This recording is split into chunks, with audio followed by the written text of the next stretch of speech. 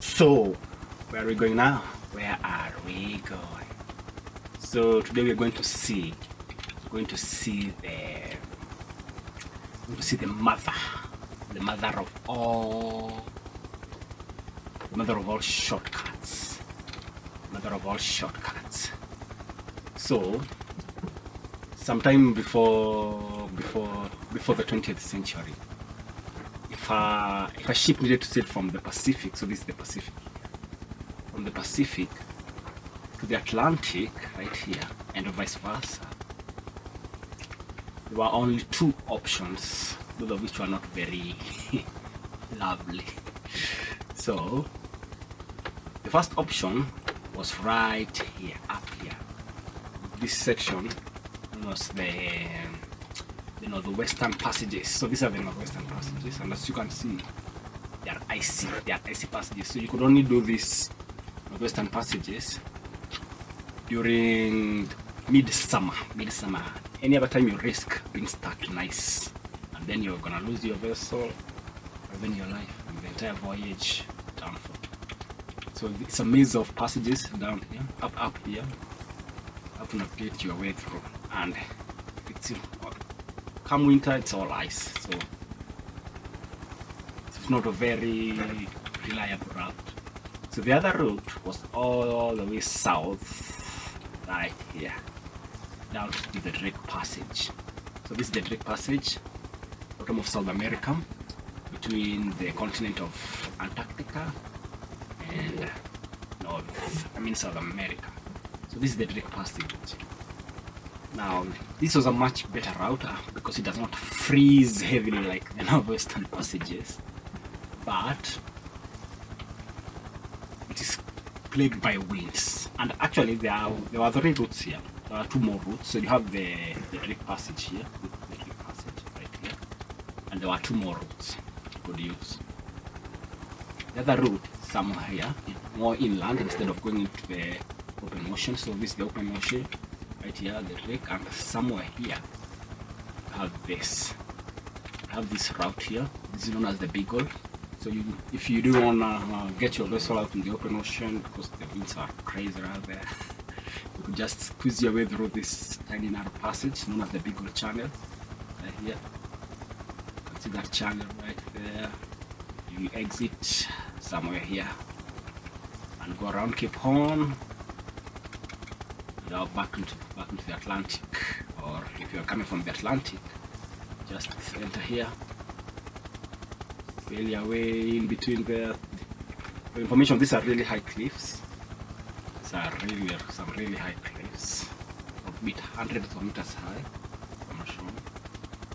Very high cliffs, very high mountains. They're also very icy as you can see, but not as bad as the northwestern passages. So you could make your way through there. The much safer route, if you didn't want to do the Drake or the Beagle Channel, you could do this. It's another route here. This is considered much safer, but also very long. So this is the Pacific here, and you could just enter right here. There's this. This is known as the Magellan Strait. Magellan Strait. I'm not very sure about that pronunciation. You could navigate your way through this right here, all the way here, all the way and out. So that is the Magellan Strait. It's the strait between the South American continent and this massive island known as the Terra del Fuego. It has some narrow sections, this section here, but the rest of the way was more or less fair. The problem with this route here was the wind. So down here you have what is known as what they call the roaring 40s, the furious 50s, and the screaming 60s. So those are the nicknames of the winds around here. Down here the Drake you have the screaming 60s. So if you don't have a massive ship here, you may not survive. But still use these passages nowadays, but yeah. So to avoid all this problem, they built what is known as the mother of all shortcuts, and it's up here. slightly north of the equator. This is the Isthmus of Panama. So there's this thin narrow section here, like it's around 100 kilometers long, if I'm not sure. I'm not wrong. So right here in between is where they build what is known as the Panama Canal. And at the head of the Panama Canal is this. This is Lake Gatun. Without this lake, there is no Panama Canal. There is no mother of all shortcuts. This lake, it's actually a man-made lake. It's not a natural one. It's dammed right here. I'll show you. This is where the lake is actually dammed. It's a notch dam. So there's things. It's actually dammed. And this river, the Chagres River. So there it is. So up here, this is the exit into the Atlantic, or the entrance. So this is the Atlantic Ocean, the Caribbean to be precise. So that's the Atlantic. As you can see, there are boats here. Some are exiting, others are entering into the canal. So unlike the much longer and older Suez Canal, the Panama Canal is not a sea level canal, it's elevated, and that's why we need the lake. And so what happens is, the water from the lake is used to raise boats from the sea, from the ocean, to the lake through this. This is the heart of the Panama Canal. These are locks. They're used to raise ships from the ocean. So this is sea level right here. And right here, this is the lake.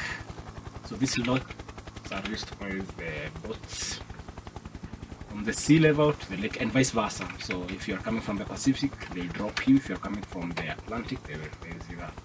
So these are the locks from the Atlantic, and if we cruise along the lake right here, so along the lake, slowly follow the lake, following the lake right here. So it turns to a bigger canal. So we have abandoned the lake here. So we are right here and following the lake canal. Now this is the canal, not the lake. Although it's the same level as the lake. And here we have the other locks. So these are the locks on the Pacific side. There they are. This ones will lower you from the lock, from the lake level, the ocean level. Right here. There they are. But recently they have built another set of locks. So this here, these are the old-fashioned locks right there. These are the old-fashioned locks. These are the old-fashioned locks right there. They are the ones built back in 1920s. I'm not sure. And right here, they have the new modern locks. As you can see, these ones have their own separate reservoirs. Their own separate reservoirs here. I think that helps in like making them run faster and more efficiently. I'm not very sure, but I think they work on advanced principles, more advanced principles. Even on the Atlantic side, there they are. So we have the old locks here. These are the new locks. So the Panama Canal reduces all this route here. Yes, from this distance all the way around South America. Just that. So a trip that should take month or two, is compressed down to just one. So yeah, if that's not the mother of all shortcuts, I don't know what it is. But you do have to pay the Panama Canal, of course, for using the Panama Canal. The money goes to the Panamanian government. Yeah, but it's surely worth it. But recently, water levels at this lake have been dropping, which means there's a lot of delay. As you can see, there are a lot of boats parked on the lake, a lot of ships here, parked here, and others are parked here at the entrance here. So they're waiting for the water levels to maybe rise so they can do their crossings. So that's it from the Panama Canal, and thanks for watching.